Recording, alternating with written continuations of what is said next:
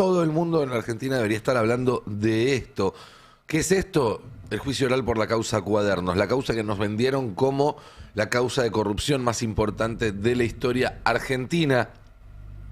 ¿Y no les llama la atención que no estén pasando el juicio por la tele, como pasaron el de Vialidad, como pasaron tantos otros juicios de corrupción? Bueno, es que si lo pasaran en la tele, si ustedes se pudieran enterar, como van a hacer en los próximos minutos, de lo que está pasando en el juicio, si saliera esto en TN, en C5N, en Infobae, en La Nación, sería el escándalo judicial más grande de la historia, no la causa judicial más grande de la historia. Ayer declaró César Silva.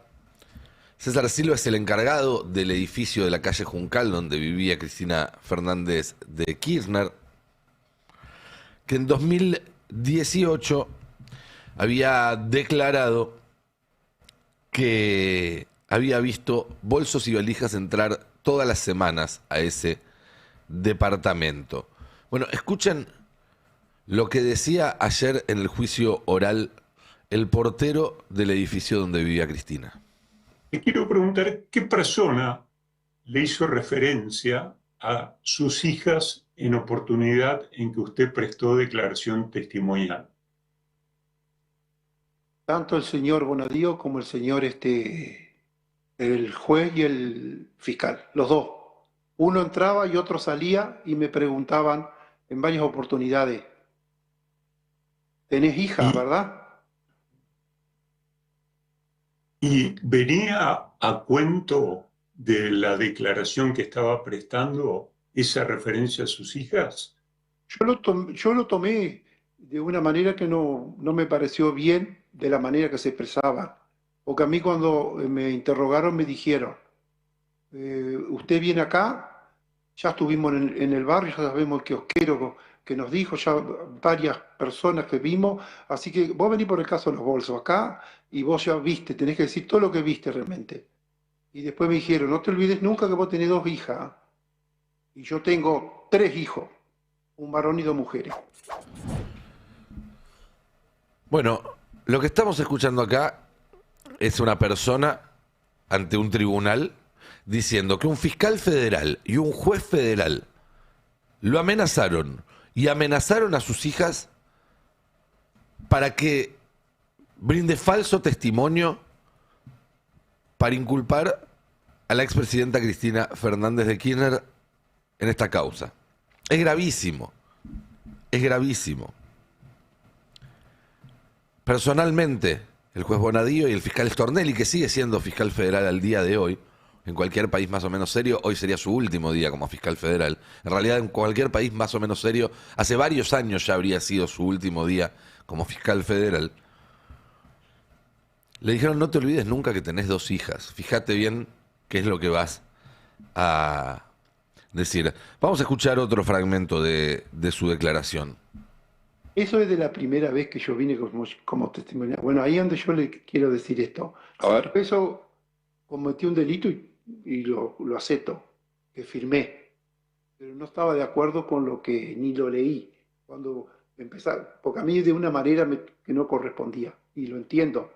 La oportunidad que me dijo, por ejemplo, de que Muñoz vino con personas de 2007, 2010, en esa parte que dice, y después dice, venían con bolsos y valija, eso yo no lo dije eso. Que venían con bolsos y valija, no. Está claro, ¿no? La declaración que había hecho en su momento de haber visto entrar bolsos y valijas al departamento de Cristina fue falsa. Dijo, si cometí un delito lo acepto. Lo hice porque me amenazaron. Pero veamos cómo te contaban esta noticia en 2018, cuando hizo esa primera declaración el portero del edificio de Juncal. En TN, el portero de Cristina Kirchner declaró que vio bolsos con dinero. Lo de con dinero lo agregaron los de TN, además. Lo ponen entre comillas, pero no figuraba en la declaración. Ya que estamos, dale. Clarín. El portero del edificio de Cristina, vi movimientos de bolsos y valijas con frecuencia semanal. Infobae, el portero de Cristina declaró que vio movimientos de bolso con frecuencia semanal. Esto era en la etapa de instrucción, que es cuando el juez y el fiscal, a solas con los testigos o con los imputados, labran las actas y establecen el cuerpo de lo que después se tiene que juzgar definitivamente en el juicio ante un tribunal. Eso es lo que está pasando ahora. En caso de que haya una diferencia entre lo que se dice en la etapa de instrucción y lo que se dice en el juicio, siempre prevalece lo que dice en el juicio. La etapa de instrucción se hace para llegar al juicio con el caso más o menos resuelto. Pero lo que vale es lo que se dice en el juicio oral y público, justamente por eso, porque es oral y público y se puede comprobar, no como las declaraciones estas que se hicieron, apretado por un fiscal y un juez que actuaban como una mafia. Escuchen un tercer fragmento de la declaración de César Silva. ¿Recuerda en alguna oportunidad si el edificio, el departamento del 5º piso fue allanado por la justicia? Bueno, ese es el tema. A mí me llamaron y tenía que ir a dar testimonial porque habían allanado. Y yo estuve en ese allanamiento 11 horas y media. Y, por ejemplo, en un momento a las 6:30 de la tarde, no me puedo olvidar, cuando llamó el juez al comisario inspector que estaba a cargo, a los gritos porque se sentía, y le dijo que no había nada en el edificio, y dijo, se van a quedar hasta mañana hasta que encuentren algo. Esto que declaró ayer César Silva, el portero del edificio de la calle Juncal, donde vivía Cristina, donde vivía hasta que la trataron de matar en la puerta de ese edificio, entre otras cosas cebados por las supuestas revelaciones en los medios de su corrupción, que ahora sabemos que estaban manipuladas.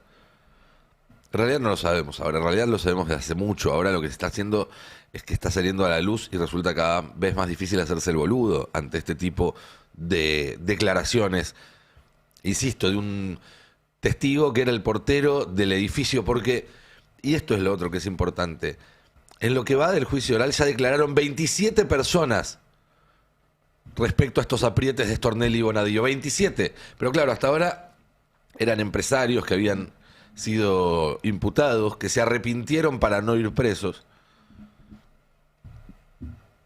y ahora es un simple portero, y entonces es mucho más difícil mirar para otro lado, porque en el caso de los empresarios dirán, bueno, no, están mintiendo ahora para desdecirse de lo que no mintieron. Bueno, en este caso no, está claro.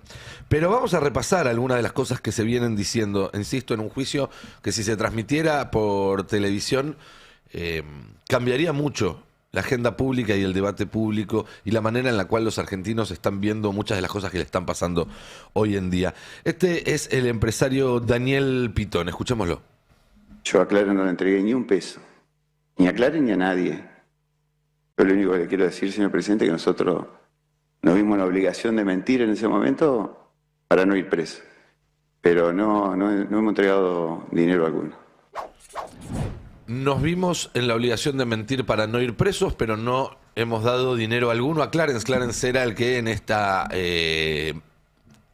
estructura que trataron de armar Stornelli y Bonadío, tenía el rol del cajero, del recaudador.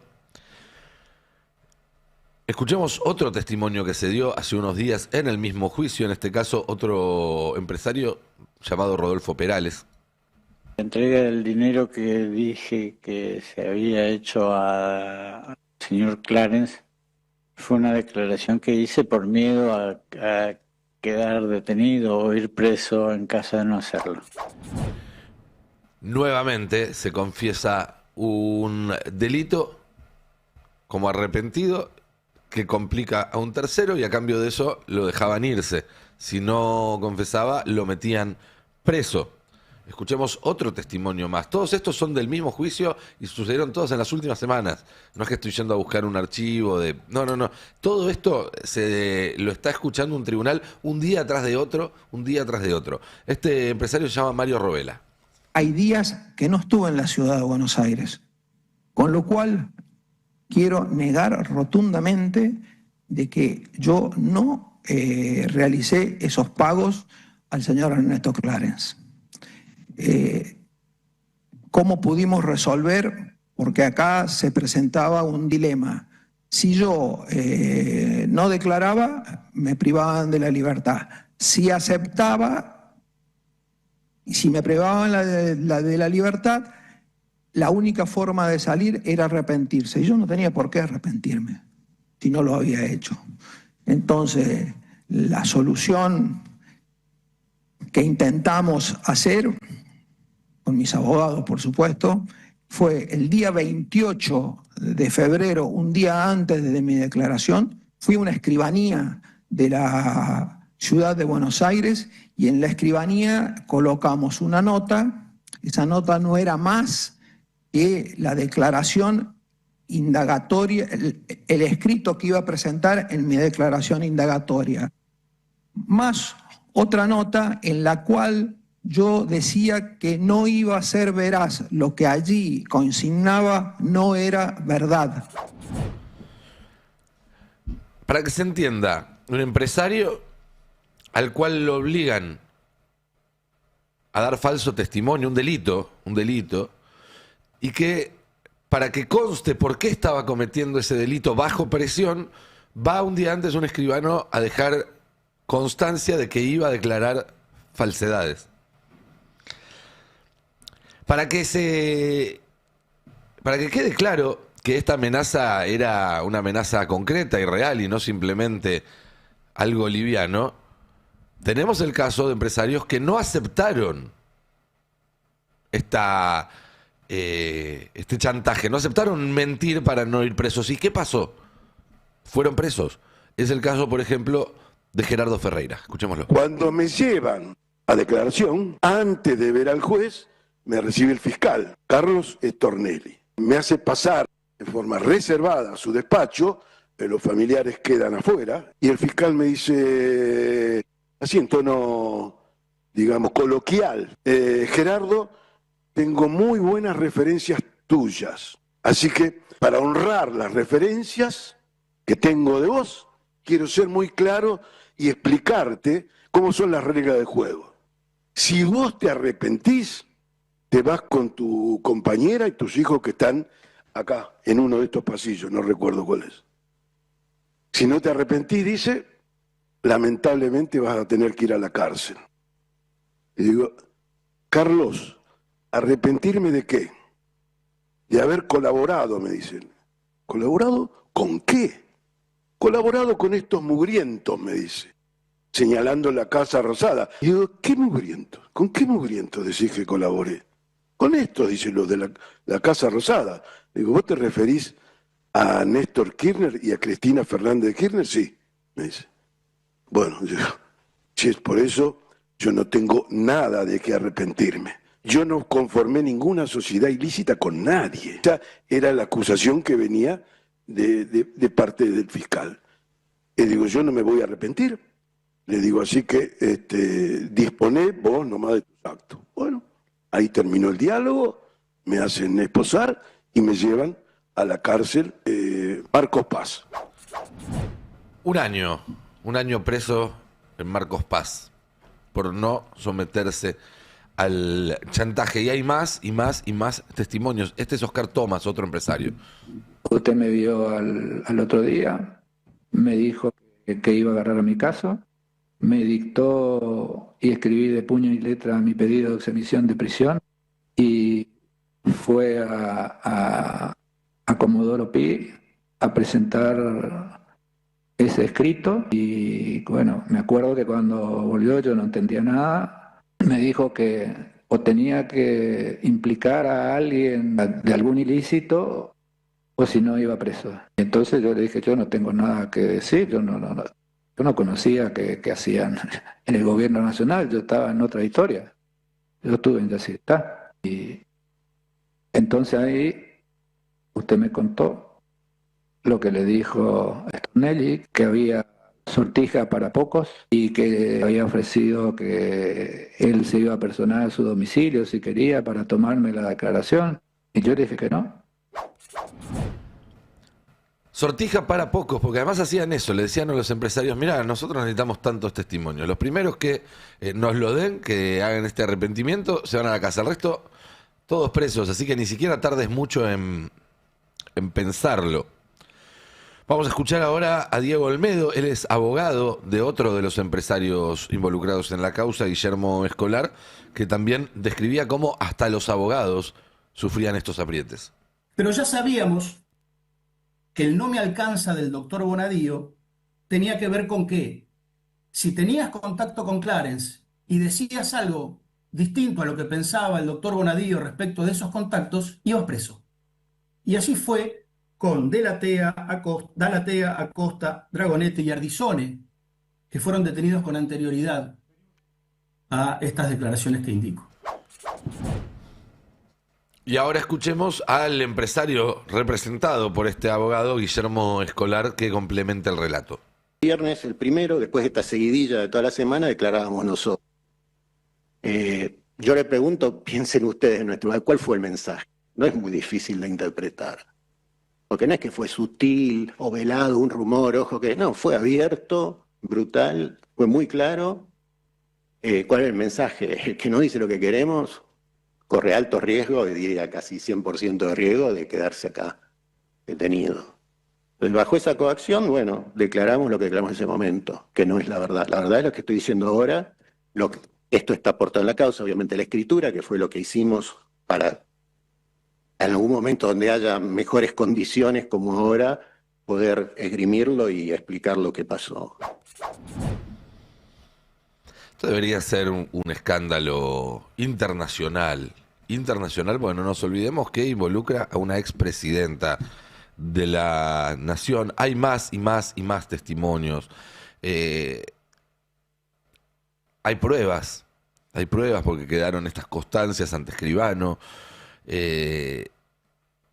Realmente esto es la prueba de lo podrido que está el Poder Judicial en la Argentina, o por lo menos un sector del Poder Judicial en la Argentina, que es el que se encarga de lidiar con el poder. Después hay otros problemas distintos en el Poder Judicial, que son los que tienen que ver con la dificultad del acceso de la gente común a la justicia. Bueno, son dos caras del mismo problema. Es un Poder Judicial que no está diseñado para darle justicia a 50 millones de argentinos, sino para brindar impunidad a algunos y perseguir a otros. ¿A quiénes? Bueno, pasemos directo al tape 49, que es el de Jorge Bacigalupo. Jorge Bacigalupo es un ex sargento de la Policía Federal. Es la persona que tuvo en custodia, entre comillas, en custodia los cuadernos de Centeno antes de que comenzara la causa. Es la persona cuyo puño y letra, según una peritaje, aparece en los cuadernos. Es decir, fue uno de los que manipuló los cuadernos, incluyendo nombres y direcciones que no estaban en el original y agregando fragmentos completos. Pero además es la persona que dio inicio a esta causa, el que contactó con Diego Cabot para contar, o por lo menos este es el relato que nos hicieron, supuestamente, contactó con Diego Cabot para contarle que tenía este material, y ahí fue que Diego Cabot fue a ver directamente a Stornelli en vez de hacer una denuncia que se sortee, que es lo que se debería haber hecho. Y cuando escuchamos esta respuesta de Bacigalupo, el hombre que inició la causa Cuadernos, entendemos también un poco el motivo que está detrás de esta causa. ¿A quién o contra quién está dirigido? ¿Usted le profesa o siente cierta aversión por algún político del país? Me refiero a alguna de las personas aquí imputadas. Es decir, Cristina Fernández de Kirchner, Julio De Vido, Juan Manuel Aval Medina, Roberto Barata, Ricardo Jaime, José López, y por ahí me olvido alguno. Se lo hago más cortita. Todo lo que tenga olor a peronismo me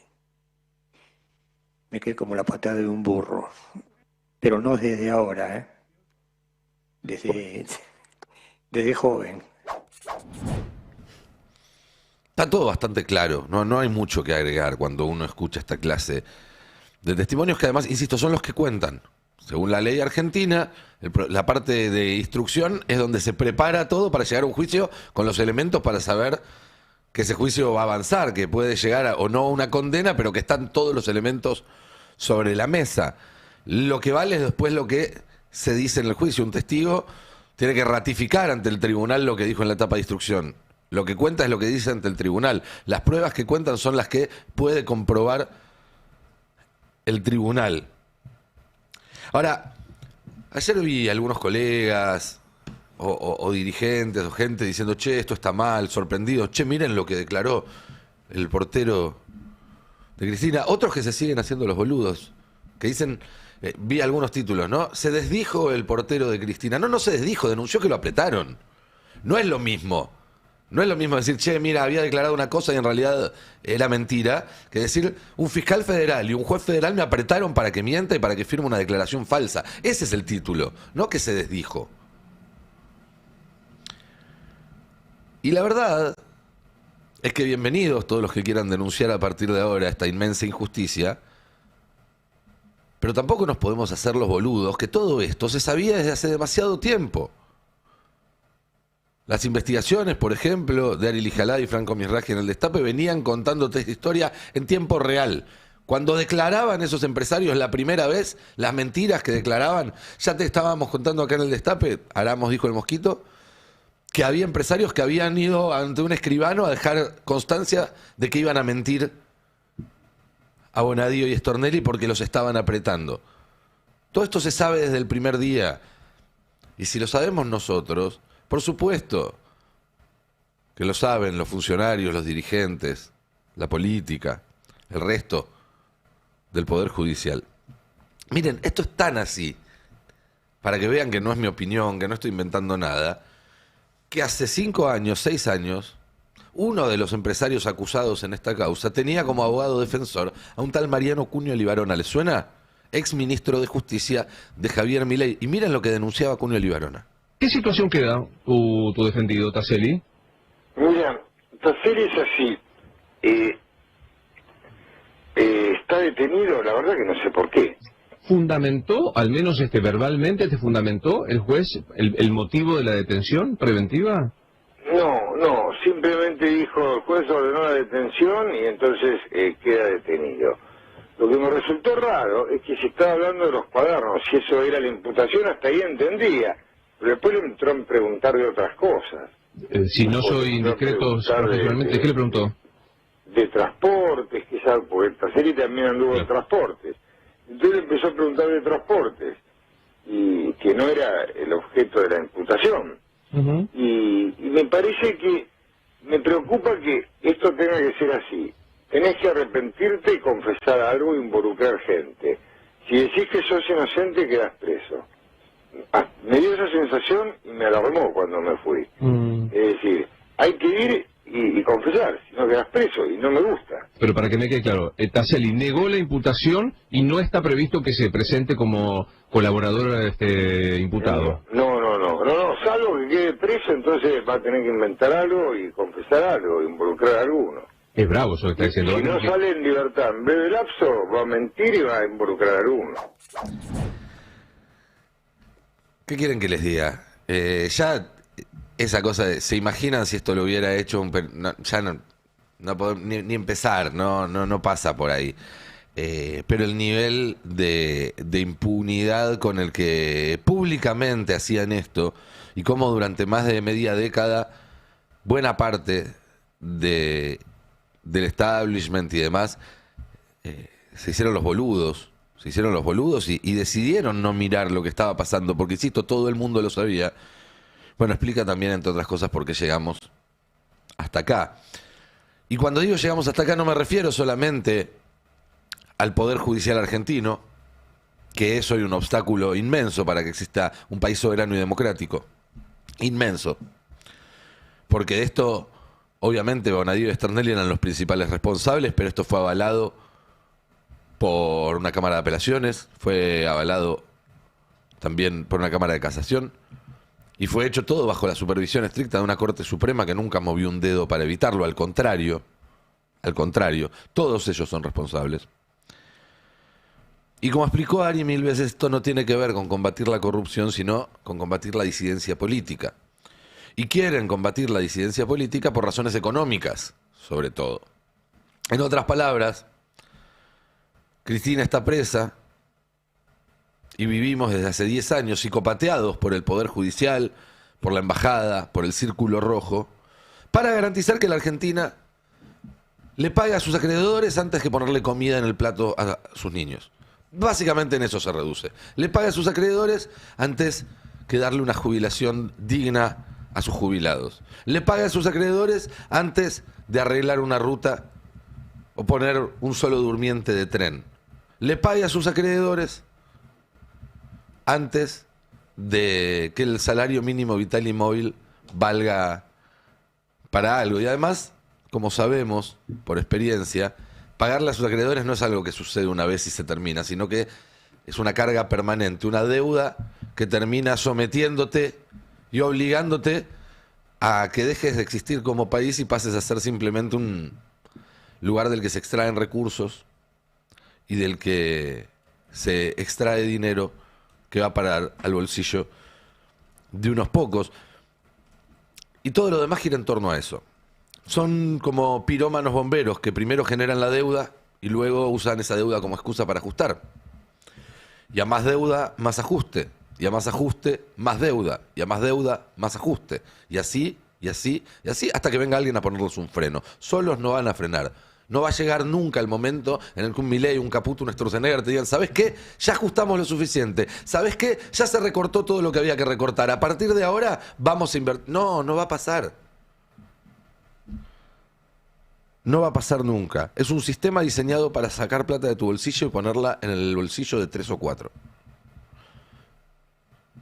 Y ese sistema puede seguir andando y andando y andando hasta que estemos todos muertos de hambre. O hagamos algo para evitarlo, para cambiarlo. Miren esto, ayer el gobierno celebró un número bueno a primeras luces de actividad económica. 5,5% en la interanual, 3,5% en la intermensual. Obviamente que se puede hacer un desglose de este número y descubrir, como ya sabemos la mayoría, aunque algunos decidan hacerse los boludos, que este es un artefacto estadístico que responde simplemente a que algunos sectores con muy poco impacto en la economía real, en la generación de empleo, en el valor agregado, en que todos los argentinos vivan bien, están creciendo muchísimo por la ayuda del Estado, porque acá no hay un Estado ausente, hay un Estado que empuja y ayuda y perdona impuestos y subsidia. Y un montón de rubros que son la industria, que son los que dan trabajo, que vienen cayendo. ¿No? Ahí tenemos la placa que muestra o que discrimina por tipo de actividad económica y te muestra cómo lo que sube tiene que ver con agricultura, con ganadería, con caza, tiene que ver con pesca, tiene que ver con impuestos, que obviamente no generan trabajo, tiene que ver con explotación de minas y canteras, tiene que ver con el sector financiero. Hay un tuit de Hernán Lecher donde explica muy claramente esto,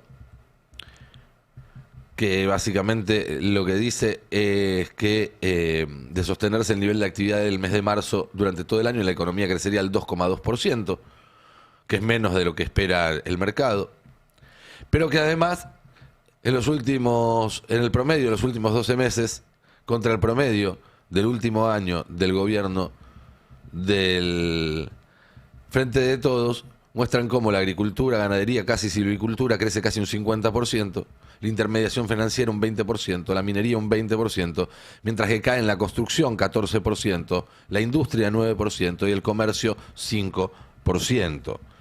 Pero eso ya lo sabíamos. Yo quiero agregar una capa más de análisis a esto, porque se están destruyendo empresas como nunca antes. Como nunca antes. Ya vimos que en 2 años y medio Milei destruyó más empresas que Macri en 4. Hay un informe de Fundar que da cuenta de una caída sostenida. Por lo menos 257 empresas que cerraron durante febrero. Hay 17 meses consecutivos de cierre de empresas. 13.000 que cerraron el último año. 13.000 que cerraron el último año. 24 caídas interanuales consecutivas. 2 años seguidos cayendo el número de empresas.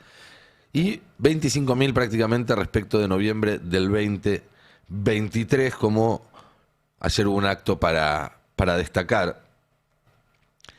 Además, bueno, ahí se ve, ¿no? Como crece enormemente entre el 2003 y el 2008 la cantidad de empresas, después sigue creciendo un poco más lento hasta 2013-14 y luego se estanca y cae.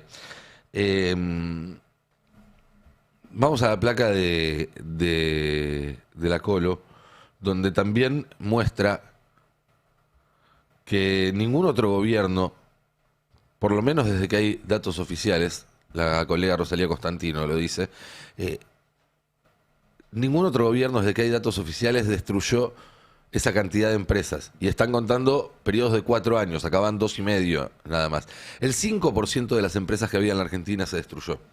Es decir, de cada 20 empresas que había, una ya no existe más. Es inmenso, es inmenso, es inmenso. Y eso significa obviamente también que se destruyen puestos de trabajo. Nos enteramos ayer, por ejemplo, que Ternium despidió a 80 trabajadores en Ramallo.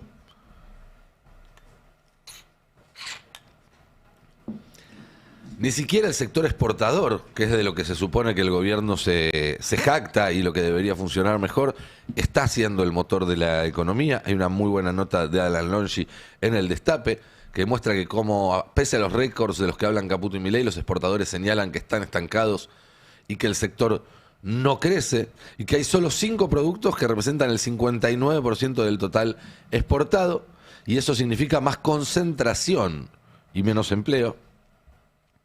La inflación sigue subiendo en donde más duele: tarifas, transporte, comida.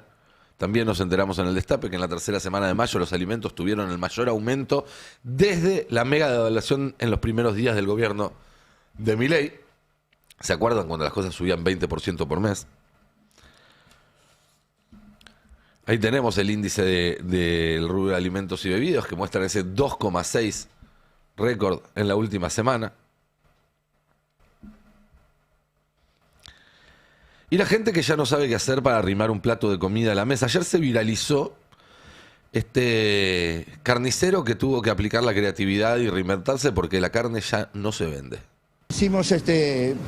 Estamos tratando de reinventarnos, ¿viste? Sí. De buscar la forma, porque la gente, te digo la verdad, en la carnicería yo tengo muy buenos clientes, muy buenos, desde siempre, ¿no? Hace 15 años que estamos y hace 15 años que estamos en este lugar y la gente es muy buena, muy dada, los clientes son muy buenos, gastan muy bien, no me puedo quejar. Yo vendo carne de primera, pollo de primerísima, o sea, pollo sin hormonas, ¿viste? Vendemos buena mercadería, pero bueno, ha llegado una situación que en una familia venían, llevaban 5 bifes, hoy vienen y te llevan 3 y se arreglan con 3 bifes, ¿viste? Claro.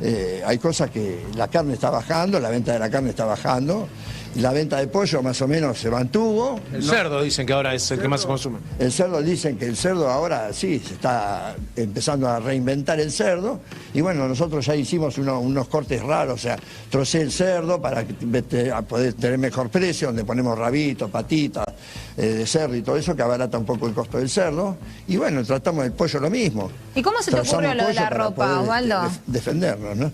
Y lo de la ropa es que, bueno, nosotros siempre, mi señora siempre estuvo con el tema de la ropa. Antiguamente ella vendía así en los colegios, iba y vendían las maestras, tenía una valija y yo la llevaba con el auto y bueno, ella vendía en los colegios y todo, ¿no?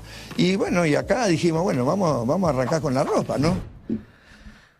Un carnicero que tiene que empezar a vender ropa para ver si llega con la facturación a fin de mes. Lo que no decían los mensajes donde se viralizó este video ayer es que esta carnicería queda a 20 cuadras de la casa de gobierno, de la residencia, mejor dicho, de Olivos.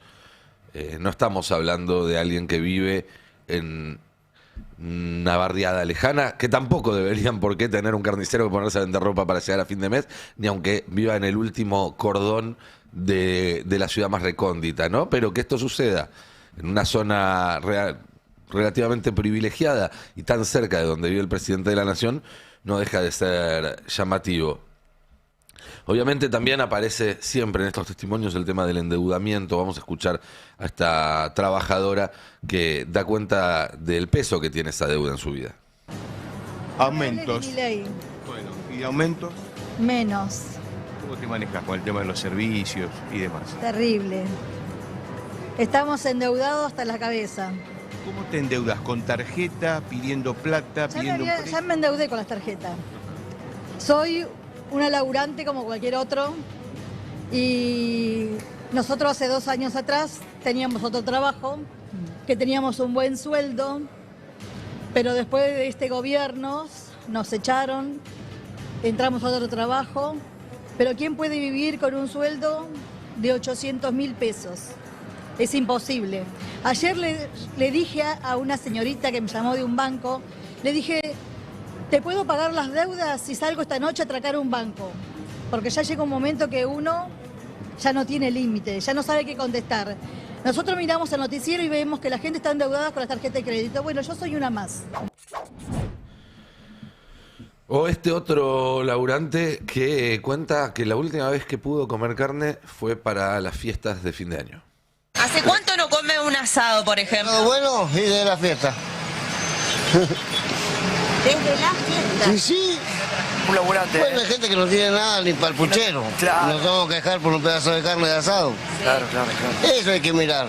Por eso, ojalá esta gente mire lo que pasa en Bolivia. Esto tiene que ser igual. Mira. Porque esto es lo que están esperando en la guerra civil. Lamentablemente es así. Tengo 61 años.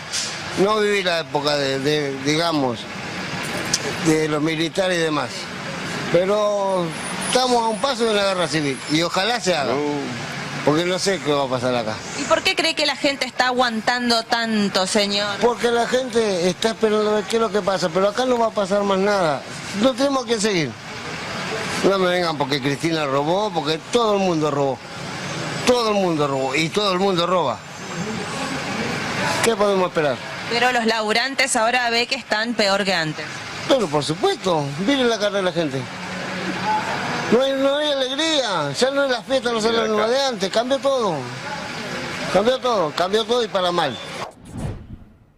Es interesante este testimonio porque conviven, es una contradicción que creo que está muy presente hoy en la sociedad, que es esta sensación de que esto no va a cambiar si no pasa algo muy grave, el decir una guerra civil. Bueno, por lo menos algo muy fuerte. Y al mismo tiempo esa idea de, bueno, no como un asado desde las fiestas, pero no me puedo quejar porque hay gente que no tiene ni siquiera para el puchero. Y hay una tensión entre esas dos cosas, que creo que es lo que hace que, o lo que se tiene que terminar resolviendo en las próximas semanas, meses, de acá hasta el año que viene. Y espero que no con una guerra civil, desde ya, porque obviamente que sabemos que los muertos los pone un solo bando. Lo más grave, o no sé si lo más grave, pero lo que empeora esta situación es que ya nadie cree que esto vaya a mejorar. Lo escuchamos, que lo decía recién el testimonio, esto va a empeorar. Pero hay una nota también hoy muy interesante en el destape de Seba Premisi que da cuenta de que el 84% de los empresarios de supermercados y autoservicios mayoristas no ven una salida a la crisis. Ya no te dicen, estamos vendiendo poco, pero en unos meses esto repunta. No. Y además el 57% de los supermercados mayoristas consultados sostuvo que los problemas de demanda son los que limitan la capacidad de aumentar la actividad del sector. Y el gobierno no solamente no hace nada para evitar este tipo de situaciones, sino que al contrario, las fomenta, porque el anuncio que hizo ayer Milei es que va a seguir bajando retenciones. Es decir, baja los subsidios para la gente que tiene que calefaccionarse en invierno, para ahorrar supuestamente, pero después baja las retenciones que tiene un costo tanto o más alto. Para ponerlo en blanco sobre negro, el gobierno tiene muy claro para quién está gobernando. Tiene muy claro hacia quién se dirigen sus acciones. Me parece que tiene que ser la oposición la que deje muy claro que interesa los intereses opuestos, que representa los intereses exactamente opuestos. Porque, ¿y cuál es mi punto de todo este repaso para terminar y en todo caso charlarlo acá en la mesa con mis compañeros y compañeras? Si la economía creció 5 puntos, 5,5% en los últimos 12 meses, pero en el mismo interín cayeron los salarios, cayó la cantidad de empleos, cayó la cantidad de empresas, cayó el consumo. Entonces, esos 5,5 puntos, ¿dónde están? Están todos en los bolsillos de 3 o 4. No hubo un solo peso de ese crecimiento que se haya volcado a generar bienestar para los argentinos. Esa es la conclusión y es una aritmética muy sencilla. La economía antes tenía un tamaño de 100, la torta tenía un tamaño de 100 y ahora tiene un tamaño de 105. Pero en el medio, al mismo tiempo, la porción que se repartía entre los trabajadores es más chiquita. Bueno, eso significa que todo lo nuevo que se ganó, e incluso un poquito de lo que había antes, se lo quedaron todos 3 o 4 o 5 o 15 o 20 vivos. Y no fue nada, ni un centavo de todo lo que se creció al bolsillo de los trabajadores. Y esa es una decisión política. Y por eso la oposición tiene que tener una decisión política igualmente potente y nítida en el sentido contrario. Si no, no es oposición, si no es otra cosa. Porque básicamente el esquema que tiene este gobierno es que te ajustás vos y se la llevan ellos. Y bueno, en algún momento esa tortilla va a tener que darse vuelta.